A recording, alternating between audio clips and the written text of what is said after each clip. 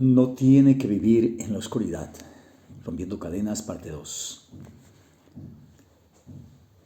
A principio de los años 80, hemos estado trabajando ya más en la liberación, pero fue a mediados de los años 90, casi a finalizar, que hemos enfrentado directamente ya la lucha con más experiencia, con más escritura de fundamento. Y se han visto liberaciones. Dice aquí Neil Anderson: aconsejé a una joven cristiana que se estaba consumiendo en profunda confusión espiritual, mental y emocional. En cierto momento, antes de nuestras sesiones, dice, escribió esta oración como una carta dirigida a Dios. 10 minutos después intentó sin éxito suicidarse con una sobredosis de pastillas. Decía así: querido Dios, ¿dónde estás? ¿Cómo puedes quedarte mirando sin ayudarme? Estoy sufriendo tanto y a ti ni siquiera te importa. Si te importara, lo detendrías y me permitirías morir. Mire usted, ¿usted una vez ha sentido la necesidad de morirse? Yo te amo, pero me parece que estás tan lejos. No te puedo escuchar, ni sentir, ni ver, pero se supone que debo creer que estás aquí. Se supone. Señor, a ellos lo siento. ¿Cuáles? Los demonios, los espíritus que lo estaban atormentando. ¿Sí? Y los escucho. Ellos sí están. Sé que eres real, Dios, pero ellos son más reales para mí ahora, decía esta muchacha en su carta. Por favor, haz que alguien me crea. Señor, ¿por qué no detienes todo? Por favor, Señor, por favor, si me amas, me dejarás morir. Firmado, una oveja perdida. Hermanos, en estos años que han pasado, décadas de ministerio, hemos encontrado a muchos, y aquí Neil Anderson dice, a cientos de cristianos como esta mujer, con una nota desgarradora. La mayoría no intentó suicidarse, pero muchos hablaron de impulsos malignos para hacerlo. Mejor tírate un tiro, mejor termina tu vida. Casi todos confesaron la presencia de ellos. Un albañil una vez que se restauró de la borrachera me decía, estaba aquí, ven como moscas, vienen, me decía, como moscas en su mente. Voces, sensaciones internas que le fastidiaban, tentaban, burlaban, acusaban o amenazaban. Suelo advertirles, dice, a ellos que en las sesiones que escucharán mensajes como no vayas, él no puede ayudarte. O pensarán cosas en primera persona del singular, como decir, no quiero ir, o ya intenté esto y no funcionó. Alguien escribió, cada vez que intento hablar con usted, o tan solo lo pienso, me quedo paralizado. Voces dentro de mí gritan literalmente, no. Incluso he pensado matarme para terminar esta terrible batalla que está sucediéndome. Necesito ayuda. Una mujer en Bolivia, una señora ya decía, le dije, usted me va a avisar cuando hay en su interior o voces que le dicen algo. Y ella me decía, me dice que yo le haga algo, lo pegue o no sé. Bien, le dije. Vamos a seguir adelante entonces. Muchos otros cristianos que enfrento, dice, no se quejan de oír voces, pero sus mentes están llenas de tanta confusión que su andar diario con el Mesías no es satisfactorio ni es productivo. Cuando intentan orar, empiezan a pensar en las múltiples cosas que deberían estar haciendo. Cuando intentan leer la Biblia o algún libro espiritual, entonces no se pueden concentrar o leen por un rato antes de darse cuenta que sus pensamientos han estado muy lejos. Cuando tienen la oportunidad de servir al Señor, se ven tan impedidos por los pensamientos de duda propia que les desaniman No soy un cristiano fervoroso, fuerte. No conozco suficientemente la Biblia. Sigo plagado de pensamientos pecaminosos. No tengo muchos dones espirituales. En vez de ser cristianos victoriosos, productivos, llenos de gozo, caminan penosamente a través de la vida bajo una nube, solo intentando aguantar hasta la venida del Mesías. Parte de esto, sin duda, es su propia falta de disciplina personal, pero también puede reflejar el engaño del enemigo. Cientos de individuos con este tipo de engaño. Vamos a ver los conceptos erróneos en cuanto a las cadenas. ¿De dónde vienen esas voces, esa confusión? ¿Dónde nacen esos pensamientos divergentes y emociones que condenan? Uno de los motivos principales por los que tropezaba, dicen, y fallaba en los primeros días de mi ministerio, era que no conocía las respuestas reales a estas preguntas. Me forzaba bajo varios conceptos erróneos en cuanto al mundo espiritual, los cuales se tenían que disipar. También, si tú tienes uno de estos conceptos, échalos. Quizá estás luchando con esto también, con estas ideas erróneas que mantienen a los creyentes en la oscuridad. 1.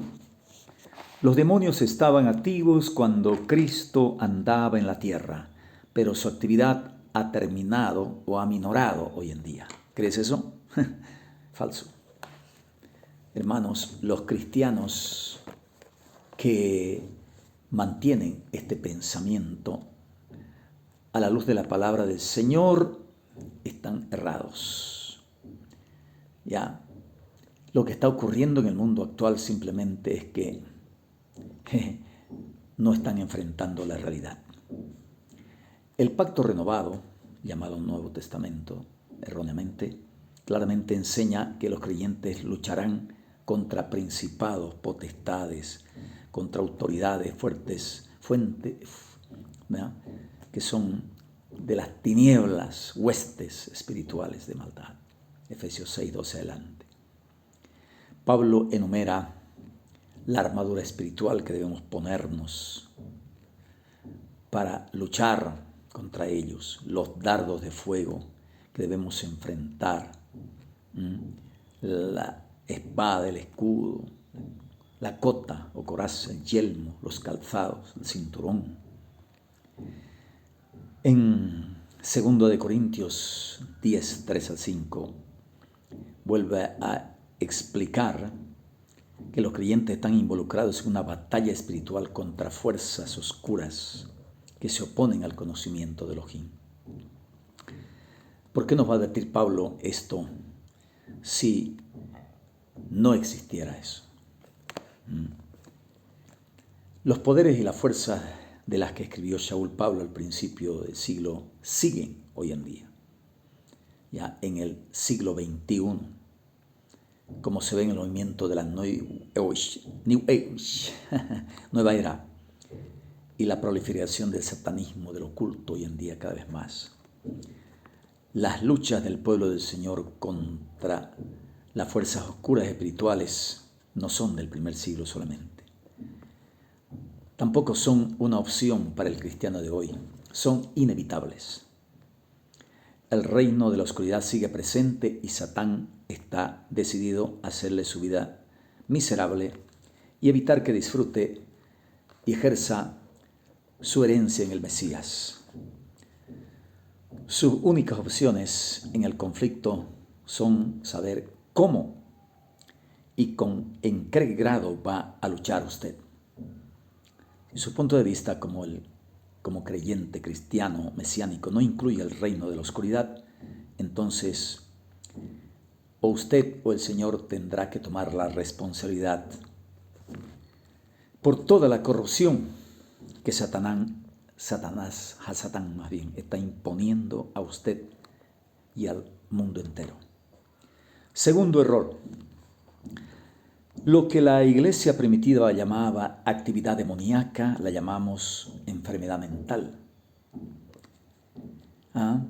Un consejero, dice, insistía acerca de cierto cristiano turbado por demonios. Decía, es imposible que su problema sea demoníaco. Es imposible, decía. Usted es un paranoico esquizofrénico. Aceptar las definiciones seculares de psicología en cuanto al problema humano no lo soluciona. Simplemente son términos que clasifican síntomas: esquizofrenia, paranoia, psicosis, neurosis. ¿Ya? Son títulos, pero ¿qué o quién está causando esos síntomas? Ese es el problema. ¿Es un problema neurológico u hormonal o es un problema espiritual? ¿Ah? ¿Es un desequilibrio químico? Puede haber esas opciones también. Pero si no se encuentra ninguna de estas causas físicas, entonces debe ser un problema psicológico. Pero ¿cuál enseñanza de psicología usted va a escoger? ¿La bíblica o la secular? ¿Por qué nadie está explorando la posibilidad de que el problema sea principalmente espiritual? La gente lo mandan al psicólogo. No nos debe sorprender que los psicólogos seculares, limitados en su punto de vista natural, dan solamente explicaciones naturales para los problemas mentales. Ofrecen sus explicaciones desde un punto de vista que no tiene el concepto de Elohim, mucho menos de lo demoníaco. Incluso muchos cristianos que rotundamente rechazan la explicación de la comunidad científica en cuanto al origen de la vida, la evolución, por ejemplo, ingenuamente aceptan la explicación del psicólogo secular en cuanto a las enfermedades mentales. La investigación de los problemas humanos espirituales basada en el método científico no es mala, simplemente es incompleta. Pasa por alto la influencia del mundo espiritual porque ni Elohim ni el diablo se someten a nuestros métodos de investigación. Tercer error. Algunos problemas son psicológicos, otros son espirituales. Falso.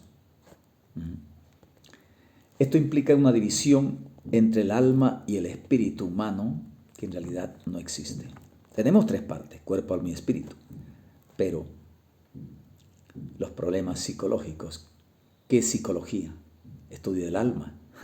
Y el alma, entonces, no hay conflicto interior que no sea psicológico. Porque nunca habrá un momento cuando su mente, emociones y voluntad no estén involucrados. De manera similar, no hay problema que no sea espiritual. Nunca habrá un momento cuando Elohim no esté presente y cuando sea seguro que para usted quitarse la armadura de Elohim. La tendencia es polarizar hacia un ministerio de liberación, pasando por alto lo físico, o hacia un ministerio psicoterapéutico, pasando por alto la esfera espiritual. El doctor Paul Herbert, profesor de la Escuela de Misiones en el Seminario de Teología Fuller, Estados Unidos, sostiene que mientras los creyentes acepten el punto de vista de dos niveles, con el eterno limitado al nivel sobrenatural y el mundo natural operando para todos los propósitos prácticos, de acuerdo a las leyes científicas autónomas, la cristiandad seguirá siendo una fuerza que promueva lo secular dentro del mundo. Si su punto de vista no reconoce la actividad del eterno y de la actividad del Dios de este mundo, que es el diablo, en los problemas humanos, a lo menos será incompleto, hasta una distorsión de la realidad. Cuarto error. Los cristianos no están sujetos a la actividad demoníaca. Esta creencia prevaleciente entre protestantes es que los creyentes no pueden estar severamente oprimidos por los demonios.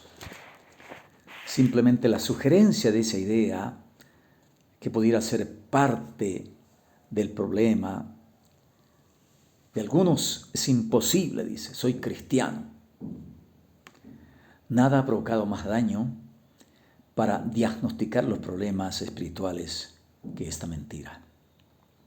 Si Satán no puede tocar a los creyentes, ¿por qué se nos instruye a ponernos la armadura de Elohim? Resistir al diablo, ser firmes y estar alertas. Si no es posible que Satán nos lastime o atrape, ¿por qué Pablo compara nuestra relación con los poderes malignos a la lucha? ¿Por qué Keifa Pedro dice? Porque nuestro enemigo, el diablo, ronda como león rugiente buscando a quien devorar. No es un león, como león se hace león. El león de la tribu de Judá es el Mesías. Quiere imitar más. ¿Ya? Entonces, los que niegan el potencial del enemigo para destrucción son los más vulnerables. Nuestra vulnerabilidad a la invasión e influencia demoníaca es el tema que vamos a ver en la segunda parte. Maximino Martínez, el gran brujo terrible que era y ahora es un gran creyente, dice que llegó a su barrio una familia de cristianos y la muchacha, la hija de ellos que eran cristianos, le gustó, le agradó y fue su mujer. Aunque sus padres le dijeron que no, él la cautivó y ya era un brujo desde los 7 años de edad. Quinto, la influencia demoníaca solo es evidente en el comportamiento extremo o violento o en el pecado horrendo.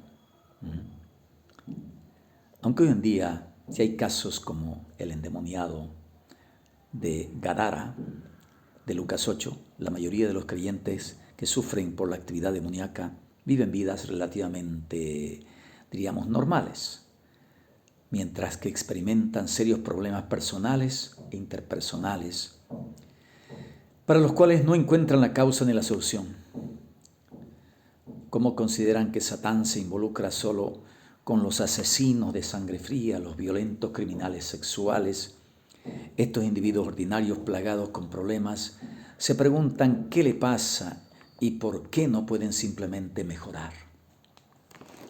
La estrategia principal de Satán es el engaño, recuerde. Shaul advirtió, el mismo Satán se disfraza como ángel de luz.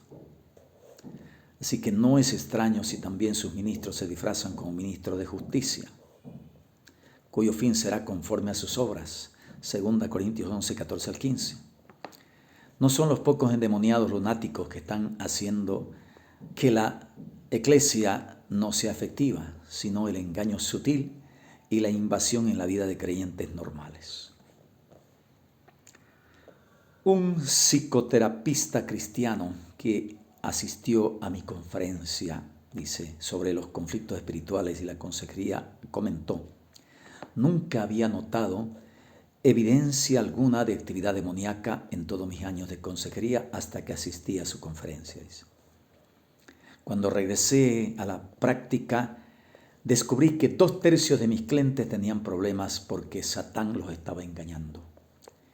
Y también me estaba engañando a mí. Sexto error. La libertad de la esclavitud espiritual es el resultado de un encuentro de poder con las fuerzas demoníacas. Un encuentro de poderes. Así se libera. Si eres poderoso, entonces vas a liberarlo. Si no, no. No es así. La libertad de los conflictos espirituales, de las cadenas, no es cuestión de poder, sino de verdad. A Satán es un engañador, trabajará a escondidas, a toda costa, pero la verdad de la palabra del Señor expone sus mentiras. Los demonios son como cucarachas. Cuando entraba, recuerdo en aquellos años donde la cocina de mi abuelita, en algunos lugares cuando vinimos a Santa Cruz, encendíamos la luz y estaba lleno de cucarachas, todas esas cocinitas. Así son los demonios, que cuando se enciende la luz, escapan. Inmediatamente escapaban las cucarachas a meterse donde mejor podían, ocultarse. El poder de Satán está en la mentira, ¿ya? Y cuando la mentira se expone con la verdad, sus planes se deshacen. Dice Anderson que cuando era niño, en la granja de su padre, su hermano, visitaban a otra granja vecina a comprar productos y labores. El vecino tenía un pequeño perro, dice, escandaloso, que me asustaba mucho. Cuando salía corriendo, mi papá, dice, mi hermano, no huían, pero yo escapaba subiéndome a la camioneta, dice, mientras el perrito me seguía ladrando desde abajo. Todos los demás se daban cuenta que el perrito no tenía poder sobre mí, sino el que yo le daba, el miedo. Además, no tenía ningún poder innato de echarme hasta arriba de la camioneta. Era mi creencia la que me subía allí. Ese perro me controlaba al usar mi mente, mis emociones, mi voluntad y mis músculos, los cuales estaban motivados por temor. Finalmente, dice, me armé de valor y bajé con un brinco de la camioneta. Le eché, dice, una piedrita al perro y, para sorpresa mía, corrió, dice. A Satán es así como ese perro escandaloso. Engaña a las personas para que le teman a él más que al Eterno. ¿Ah? Pero su poder está en la mentira. Es el padre de las mentiras, el maestro del engaño. Yohanan Juan 8:44. Engaña al mundo entero, dice Apocalipsis 12:9. Como consecuencia, todo el mundo está bajo la influencia del maligno. Primera Yohanan 5:19. Él no puede hacer nada en cuanto a su posición en el Mesías, ¿ya? Pero si puede engañarlo para que crea sus mentiras en cuanto a sí mismo y a Elohim, usted se quedará mucho tiempo encima de la camioneta. Pero no tiene que gritar más que él, ni ser más fuerte que él para liberarse de su influencia. Usted tiene que ganarle con la verdad. Conoceréis la verdad y la verdad os hará libres. Si usted cree y actúa de acuerdo a la verdad de la palabra, echará a perder toda la estrategia de Satán. Entonces, este concepto erróneo ha tenido, hermanos, un efecto dramático sobre muchos, pero el conocer lo contrario también ha tenido efecto dramático para bien.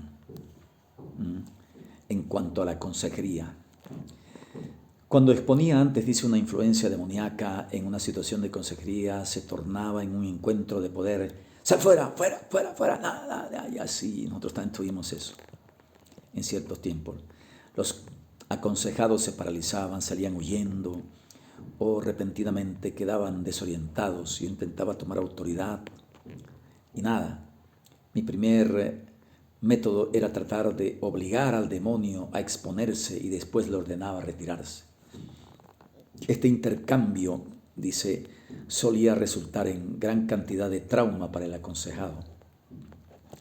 Aunque sí se lograba progreso, este episodio generalmente se tenía que repetir. Pero he aprendido, dice, por las Escrituras, mi propia experiencia, que la verdad es el agente que libera. El poder de Satán está en la mentira. Y el poder del creyente es conocer la verdad. Debemos buscar verdad, no poder. Eso es importante. Además, las personas que están encadenadas no quedan liberadas por lo que uno hace como ministro del Señor, sino por lo que ellos hacen con nuestra ayuda. No es lo que yo creo que rompe las cadenas, sino lo que ellos creen, lo que confiesan, lo que renuncian y perdonan. Miren varias escrituras, por ejemplo, que usted debe recordar. Conocéis la verdad y la verdad os hará libres. Yohanan Juan 8:32. Yo soy el camino, la verdad y la vida. Yohanan Juan 14:6. Pero cuando venga el Espíritu de verdad, Él os guiará a toda verdad. Yohanan 16:13. No ruego que los quites del mundo, sino que los guardes del maligno. Santifícalos en tu verdad, tu palabra es verdad. Yohanan 17:15-17. Con razón, Yohanan fue el único que entró en el juicio del Mesías y estaba en la cruz, todo eso, ¿no? Estad pues firmes, ceñidos vuestros lomos con la verdad. Efesios 6:14. Por lo demás, hermanos, todo lo que es verdadero, en esto pensad. Filipenses 4:8. Cuando Elohim primeramente disciplinó a la congregación primitiva, en Hechos 5, lo hizo de una manera dramática. ¿Cuál era el asunto? No era droga, sexo, borrachera. El asunto era cuestión de verdad y mentira. Keifa Pedro confrontó a Ananías. Dice, ¿por qué llenó tu corazón para que mintieses al Espíritu de Santidad? Verso 3. Elohim no quería que la iglesia permanezca así, sino que sepan que Satán, el engañador, nos puede arruinar si logra que creamos su mentira y vivamos de acuerdo a la misma. Es por eso que es de tanta importancia llevar cautivo todo pensamiento a la obediencia al Mesías, como dice en 2 Corintios 10:5. Si uno pudiera infiltrarse en una iglesia, dice, o comité o personas sin ser detectado y hacerles creer una mentira, podría controlar sus vidas. Es exactamente eso lo que Satán está haciendo. Su mentira es el enfoque de la batalla. Entonces, hermanos, vamos a pasar después a liberando a los cautivos. En el tercer video, no deje de ver. Con ustedes, Shalías Yehoshua Ben Sadok, de las congregaciones israelitas mesiánicas en el mundo entero, empezando de Santa Cruz, Bolivia. Comuníquese conmigo, comparta, dele like y también suscríbase, recomiende. Shalom.